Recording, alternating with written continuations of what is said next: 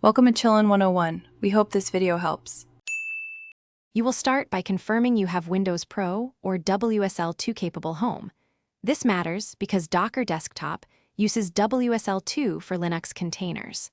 Next, enable WSL and install the WSL2 kernel, then add a Linux distro like Ubuntu from the store.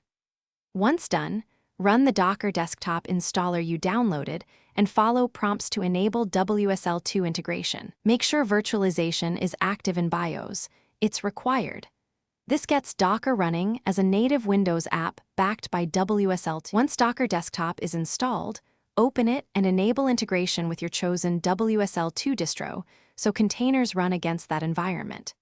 Then open a WSL or PowerShell terminal and test with Docker version and Docker run Hello World. This validates the daemon.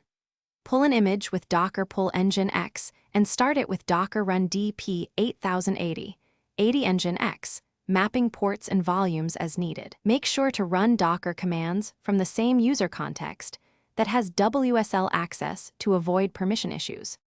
To finalize, create Docker Compose.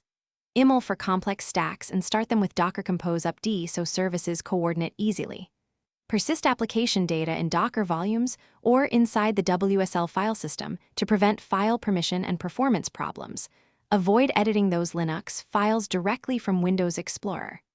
If something fails, restart Docker Desktop, restart the WSL distro with WSL shutdown, then reopen Docker. This resolves most daemon connectivity issues.